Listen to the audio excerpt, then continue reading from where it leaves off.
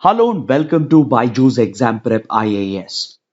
If you're finding our initiatives to be helpful, don't forget to like our videos, share your comments, and do hit the subscribe button. So let's get started with the analysis of today's The Hindu newspaper by looking at a column from page number 8 of the Delhi edition.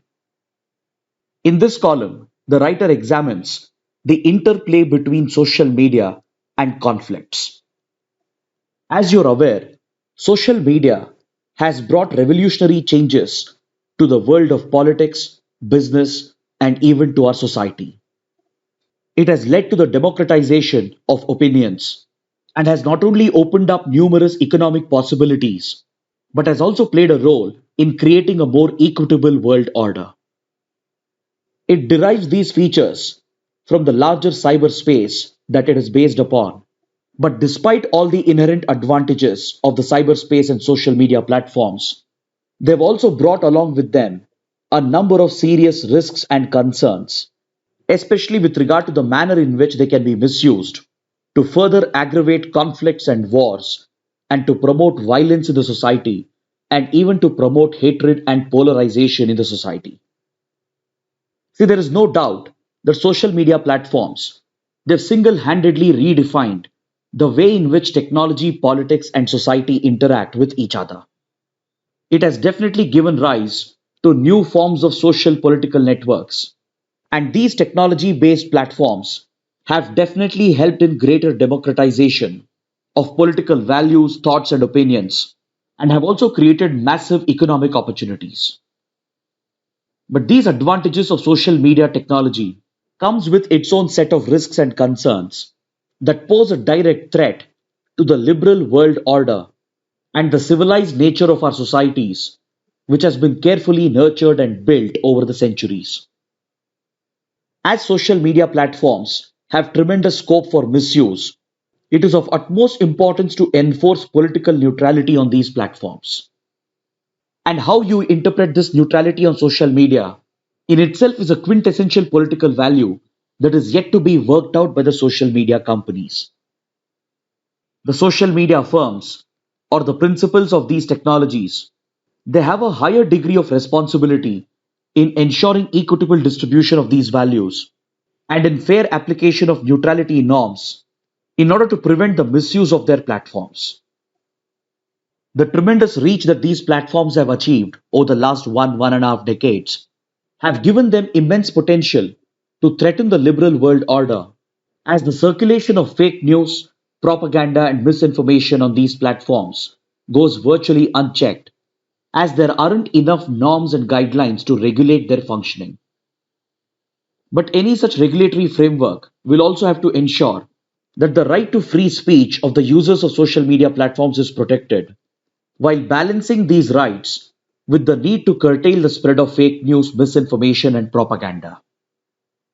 So, this is where the neutrality principle of these firms becomes critical. And from a political perspective, this neutrality would mean maintaining a principled distance from all political ideologies and opinions, while ensuring equal treatment of all legitimate ideologies and opinions. So, on one hand, the social media firms need to stay away from favoring any particular ideology or opinions, and at the same time, they need to guarantee equal treatment to all legitimate ideologies and opinions. So, this would mean the equal support and treatment of all constitutionally accepted ideologies and opinions, while clamping down on extremist ideologies which have easily flourished on social media platforms as they threaten the very stability of a free and liberal world order. So, this would require the social media companies to focus on two different aspects of neutrality. One, they need to focus on what is displayed to the user of those platforms. So, this would essentially refer to content regulation and content moderation. So, there needs to be a regulatory system to moderate the content hosted on these platforms, as the content being displayed to the users, which is churned out by smart algorithms based on the likes and dislikes of the user, will have to be kept under check at some level, as it directly affects the user's behavior in the real world. Then, two, it would also mean what the social media companies would do Or what action are they likely to take when they come across extremist and explicit content on their platforms? So essentially, political neutrality on social media would mean the regulation and moderation of content which is being displayed to the user, and also the kind of action that the companies are going to take against harmful and extremist content. Because we have seen numerous examples in the real world where the complete absence of these regulatory norms has led social media platforms to be misused, which has threatened the free and open world. For example, look at the manner in which Islamic State misused social media to propagate its radical ideology. Then also look at how social media platforms have been used to promote right-wing extremism around the world. And the right example would be the propagation of fringe and extremist ideologies, particularly in the United States. Look at how groups like QAnon gained popularity on social media despite their harmful and dangerous ideology. The QAnon was more of a cult that grew extremely popular on social media, which was based on a conspiracy theory and eventually contributed to the rise of right wing extremism and radical ideologies during the recent presidential elections that were held in the US in 2020. So, when it comes to regulating content on their platforms, social media companies and technology firms have generally adopted the so called tech neutrality, especially on sensitive and controversial political issues. But this neutrality cannot mean the toleration of extremist views and opinions, which in turn could destabilize our society. Now, take for example the ongoing conflict between Russia and Ukraine, or the crisis between Israel and Palestine. In such geopolitical conflicts, the states and even non state entities engage in active information warfare against each other in order to twist and manipulate the narrative. In the absence of any content moderation, social media platforms can be easily misused to amplify the information warfare, which often results in the peddling of fake news, misinformation, and propaganda. As of now, most social media firms lack the institutional capacity to moderate content, and they have only been able to make limited progress in this regard. They've tried coming out with technological and algorithmic solutions to automate the filtering out of extremist content and misinformation, but clearly the technological solutions have fallen short. Now, be it platforms like Facebook, WhatsApp, Instagram, Google, etc., they have all tried coming out with technological solutions to curb the menace, but these solutions have simply fallen short because these algorithms often face challenges in interpreting local content, which is often specific to a certain geography and to local cultural dimensions. These platforms have even tried the manual route to provide for reporting of such content, which is later reviewed by their backend teams. But this again is not a viable solution considering the scale of the challenge. Most of these companies have very small review teams, and they are simply overwhelmed with the magnitude of content that they have to review. And again, the inability of these teams to interpret the content in the local context results in the failure to take action, particularly in critical situations. Now, for example, if a fake message is circulating on WhatsApp or on Facebook, or if a deliberate misinformation campaign is being carried out on other platforms, and even if they are posing a real world immediate threat of instigating violence and triggering riots or hate crimes, even then, the review teams and the algorithms won't be able to act in time to filter out or block such content. So the writer argues that this is where the global community has a larger responsibility to come out with a set of protocols and norms which will have to be enforced by the social media firms in order to protect our liberal world order, which has been threatened by the information warfare that is going on rampantly on social media platforms. The writer is calling for a rules based international order, just like we have international laws, norms, and protocols that governs various transnational issues. Similar to that, a global rules based order can be worked out by the international community, and India in particular is in a great position to initiate a dialogue which could lead to a global debate to bring about more transparency and accountability in the manner in which the social media firms are functioning. But to make such a beginning, India will have to first strengthen its domestic regulatory framework because the new IT rules that were notified last year, which regulate social media, has been found to have several shortcomings when it comes to regulating extremist content. And these rules appear to be designed to provide a greater control to the security agencies of the government to monitor and carry out surveillance on social media platforms. This in itself is a threat to right to free speech and could be potentially misused by the government itself to target opposition and dissent. So the need of the hour is a balanced regulatory framework which should be drafted with the involvement of the global community, that is all the key countries, along with the social media companies and the civil society. Now let's look at a column from page number 9 which examines the plight of Indian students who go abroad to study and what measures can the government take to protect their safety and well-being. This column, of course, has been brought out in the context of the Russia-Ukraine conflict, as a result of which thousands of Indian medical students were caught in Ukraine. And as the Indian government continues to evacuate them under Operation Ganga, it has brought into limelight the several challenges faced by Indian students abroad, particularly to their safety and well-being. See, India happens to be the second largest source of international students after China. Every year, thousands of students from both the countries travel abroad to study in foreign universities as they seek out better opportunities. As per estimates, before the onset of the pandemic, that is by 2019, more than 750,000 Indian students were studying abroad. They end up roughly spending around $24 billion, which constitutes around 1% of India's GDP. As per credible estimates, this number is expected to increase to 1.8 million students by 2024, with the expenditure on foreign education going up to $80 billion.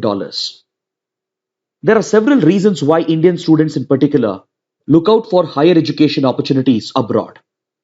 It's mainly because there is a huge gap in India's supply of quality higher education as against the demand, and it is only natural for aspirational students to seek out better opportunities in foreign countries. Now, generally, there is a misconception that most students who go abroad to study come from wealthy families. While this was true a few decades ago, this scenario has changed today, and it is students not just from wealthy and upper class families who go abroad to study, but even students from the middle and lower classes go abroad by taking educational loans, as they are primarily seeking out better opportunities. Because in India, there is a critical gap in quality higher education, as Indian universities struggle to rank in the world's top 100. Plus, there is intense competition in the country, which limits the seats and opportunities available. And this intense competition also turns higher education quite expensive in India, which doesn't match up to the returns that they are going to get as a result of the limited job opportunities in the Indian market. Now, take for example the NEET entrance examination for medical seats. Every year, nearly 7 lakh students clear the NEET, and there are hardly around 80,000 medical seats in the public and private medical institutions combined. So it's only natural for Indian students to aspire to study abroad, and they often do this at great risk to their economic and personal well-being. According to few studies, in 2016, around 4,40,000 students were studying abroad, and prior to the pandemic, the number has jumped to anywhere between 7.5 lakh to 7.7 lakhs. The current numbers stand above 1 million, and collectively these students are spending $28 billion every year. This trend of Indian students seeking out education opportunities abroad is likely to continue for few more years or at least few more decades, and the numbers are expected to increase to 1.8 million by 2024. The most preferred destinations for Indian students are not just the developed countries like Canada, US, Australia, or UK, but they also seek out opportunities in smaller countries where quality education is available at a cheaper cost. That's the reason why countries like Ukraine, Russia, Kazakhstan, and even Philippines Oman, Georgia, Tajikistan, Uzbekistan, they've all become popular destinations. And you have thousands of students studying in these countries. Even in China, there are more than 20,000 Indian students who are studying in various courses. While US and Canada and Australia and UK still remain the most preferred destinations, there are many other countries as well which are sought out by Indian students. A majority of the students who travel abroad are looking for PG courses, that is, post graduation courses for their masters and PhDs, and a smaller percentage also seek out undergraduate courses. As a majority of them are seeking out PG courses, most of them are enrolled in specialized courses, which in many cases may not be available in India. Even if available, the opportunities shall be very limited, and the expense to return ratio simply doesn't satisfy their aspirations. If you look at the state-wise distribution of Indian students going abroad, majority of them come from Punjab and Andhra Pradesh. This is closely followed by Maharashtra and then by Gujarat, Tamil Nadu and Karnataka. Whereas rest of the country accounts for another 45%, and it clearly shows a country-wide demand for foreign education. But these students who travel abroad quite often get entangled in several challenges that threatens their safety and well-being. For example, some of them might get caught in conflict zones like the one we are witnessing currently in Ukraine. Then thousands of students face several challenges during the pandemic where travel restrictions prevented them from traveling to those countries, and many had to miss out on their classes despite having paid the fees. Then we have also seen several instances where the colleges closed down, like it happened recently in Canada, where several institutions went bankrupt and they shut colleges overnight, affecting thousands of Indian students. We have also seen cases of bogus colleges, especially in countries like UK, which have often cheated Indian students, thereby derailing their aspirations. Indian students are also affected by racism in several countries, where they are often mistreated and humiliated, and in rare cases even face the risk of hate crimes and violence.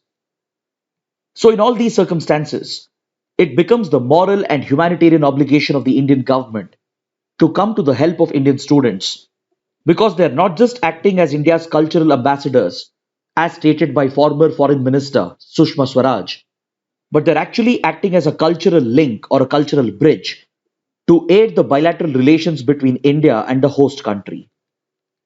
So they are not only adding soft power to Indian diplomacy, but they are also sending back precious remittances, which is critical for India to bridging its current account deficit.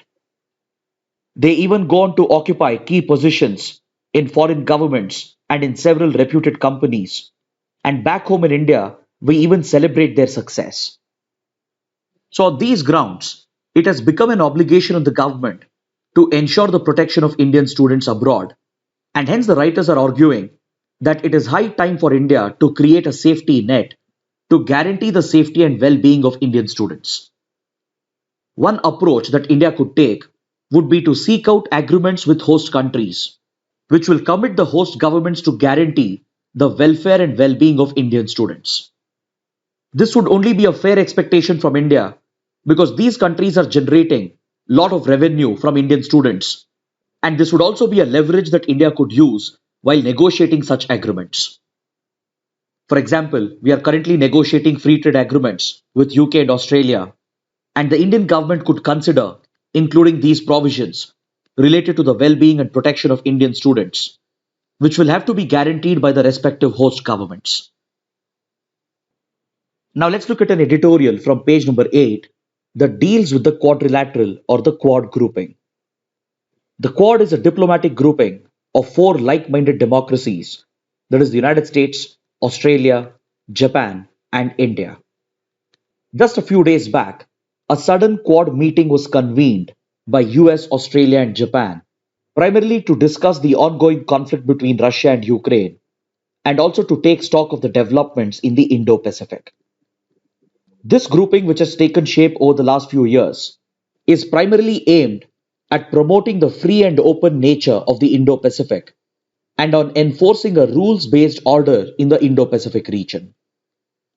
So this made Quad a coalition between these four countries to counter the rule breaker of the Indo-Pacific, which is China.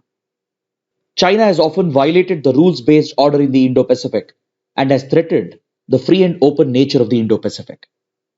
It has consistently stepped up its military aggression and has tried escalating its maritime disputes and boundary disputes with various countries in the Indo-Pacific, particularly in the South China Sea. To enforce its maritime claims, China has often displayed military aggression and has even threatened to disrupt free and open navigation in the Indo-Pacific. So, with the aim of countering China's actions and exerting diplomatic pressure over China, the Quad grouping was formed. But since the beginning, major differences have existed between India's choices and the choices made by US, Australia, and Japan. In the initial years, these three countries wanted to give Quad a military angle. But India was never comfortable with such a military alliance, and hence it ensured that the Quad just remained a diplomatic grouping that focused not just on China, but also on a diverse set of issues in the Indo-Pacific. Hence, the Quad today has been diversified to look at various issues, including pandemic cooperation, vaccine development, disaster management, critical and emerging technologies such as 5G and artificial intelligence, and other areas of economic and scientific cooperation. But despite this diversification, the Quad has remained a strategic grouping, and hence, after Russia invaded Ukraine, the Western countries led by US was expecting India to take its side and criticize Russia's actions and to express solidarity with Ukraine. But over the last few weeks, India has consistently refused from doing this, and we have not only stayed away from condemning Russia directly, but we have even abstained from voting at the United Nations wherever resolutions targeting Russia have been brought up by the Western countries. This strategic policy decision of India is largely guided by its renewed version of non-alignment, which seeks good relations with both US and Russia.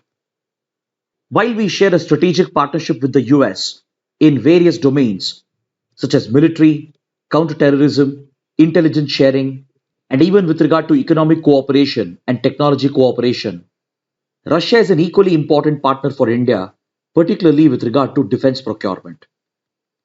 So, keeping its core national interests in mind, India has again taken a stand to not choose sides in this ongoing geopolitical conflict between US and Russia. Whereas the other members of the Quad, that is US, Australia, and Japan, they have not only openly criticized Russia for its military actions and aggression, but they have even targeted Russia with a set of crippling economic sanctions. And they even brought up these issues at the latest Quad meeting. But India again stayed away from this approach and issued a very neutral statement, and it hardly made a passing reference to the current situation in Ukraine. So, this neutral, non aligned stand of India is not something that is new to Indian foreign policy because we have consistently maintained this principle as a part of our independent foreign policy. India has always displayed strategic autonomy in its foreign policy, which allows us to be guided only by our national interests and not by the wishes and pressures of other countries. Hence, the editorial is arguing that other countries cannot force India to pick a side in this conflict because taking up such a neutral, non aligned position is a core concept and a core principle of Indian foreign policy. And this is also a time tested policy which has often served India well. But of course, India's options are going to be very limited and curtailed if Russia doesn't stop or scale back its military aggression. Especially if Russia were to escalate the violence and commit grave human rights violations and war crimes, and if its actions are found to be in violation of the Geneva Convention and the Universal Declaration of Human Rights, then India would find it very difficult to contain or sustain this position. And then India will be left with no option but to criticize Russia and to support the global efforts to sanction Russia. But until then, India is going to retain its neutral, non-aligned position, and Western countries led by US will not be able to force India to alter its stand. But of course, the downside of this policy is that the other Quad members might question India's relevance in the group, but at the same time, they do realize the centrality of India to countering China in the Indo-Pacific. Now let's take up a column from the text and context page of the Hindu, which evaluates the Democracy Report 2022 and the Liberal Democracy Index, which is brought out by VDEM, which is a Sweden-based think tank, which stands for Varieties of Democracy. The Liberal Democracy Index brought out by the Institute measures the extent of democracy or autocratization in a country. It claims to measure the extent of democracy or autocracy in a country and classifies them into 4 categories. This includes liberal democracy, electoral democracy, electoral autocracy, and closed autocracy. Liberal democracies are those countries where democracy is truly flourishing, where liberal values and fundamental rights are respected and cherished and strictly upheld and protected by the state. Electoral democracies are those countries where free and fair elections take place as per democratic principles, but these countries are not totally liberal as compared to liberal democracies. Then comes electoral autocracies, where only democratic elections take place, but democratic principles, rights, and norms are blatantly violated by the government. Then finally, you have closed autocracies, where there are no elections or no democracy, and it refers to absolute dictatorships. To make this classification, the VDEM Institute makes use of a unique methodology, and it does not rely on measuring various features of a democracy. Because features of democracy, such as judicial independence, upholding of fundamental rights, protection of human rights, they cannot be exactly quantified or measured, and hence it relies upon a large team of experts who provide their respective opinions about the state of democracy in a country. And these different opinions are measured, assessed, and compared by using a smart algorithm, which in turn generates the Liberal Democracy Index for every country. Based on the index score, the countries are ranked and they are further categorized into these 4 categories. As per the latest report, 32 countries in the world are undergoing autocratization, whereas only 15 countries are witnessing democratization. It means that 15 countries which were autocracies are transitioning towards democracy, whereas 32 countries which were democracies are transitioning towards autocracy. Our interest in this report is based on the fact that it has classified India as an electoral autocracy and ranks India at the 93rd position out of 179 countries. Now, this ranking and methodology has been questioned by the government and has been criticized as well, as India happens to be a functional democracy with democratic institutions ensuring checks and balances against any possible violation of the democratic order. The government has highlighted the judicial independence in the country and the independence of media and the enforcement of fundamental rights through the courts, along with the conduct of free and fair elections as signs of a functional and flourishing democracy, and has often questioned and criticized this report by the VDEM Institute. Next, on the same page, we have an article which examines the effects of the Russia-Ukraine conflict on maritime trade and global supply chains. According to the article, the Russian war against Ukraine has led to the closure of key Ukrainian ports, which could affect not just Ukraine's exports and imports, but could also affect the larger global economy, as the conflict threatens to disrupt the global supply chains. It highlights how the disruption in shipping, particularly in the Black Sea, could have a wider global impact on maritime shipping, much like the disruption caused by the pandemic, which threatened and derailed supply chains around the world. In this ongoing conflict, the role of Turkey in particular is going to be crucial, as Turkey controls the entry and exit points of the Black Sea, which is crucial for both Ukraine and Russia to access the sea and further connect with the Mediterranean Sea. Here, the Mediterranean Sea and the Black Sea are connected by a narrow passage called the Bosphorus Strait, which currently has been blocked by Turkey, and Turkey has banned any Russian naval ships from passing through the Bosphorus Strait. Turkey has been able to take this stand because Turkey is not a member of UN clause or United Nations Convention on the Law of the Sea, which actually allows even naval ships innocent passage when they are passing through the territorial waters of another country. That is, if the naval ship doesn't threaten the country, then innocent passage is a guaranteed right under UN clause. But Turkey is not a signatory to UN clause, and with regard to controlling access to Black Sea, and with regard to controlling the Bosphorus Strait, Turkey follows the Montreal Convention, which gives it greater control over the strategic Bosphorus Strait.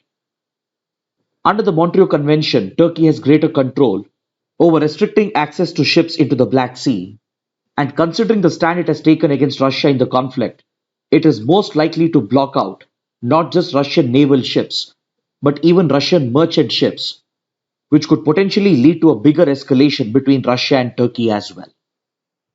So these tensions in the maritime domain will not only affect the maritime workforce, which also includes a significant number of Indian sailors, but it will also threaten to disrupt the global supply chains and thereby affect maritime trade. Now let's look at the mains practice questions. The first question: social media platforms have gone by the mantra of tech neutrality to avoid taking decisions that may be considered political. Critically evaluate the need for social media norms, particularly while dealing with conflicts and violence. The second question: Indian students abroad have been facing increasing risks to their safety and well-being. Hence, agreements that oblige host countries to ensure the welfare of Indian students during crises should be given importance. Analyze. Kindly write an answer to these questions and post your answers in the answer writing portal, for which the link shall be given in the description box below. So if you found this analysis to be helpful, do let us know by liking the videos, by sharing your comments, and don't forget to subscribe to our channel. With this, I would like to conclude today's discussion. Thanks for watching.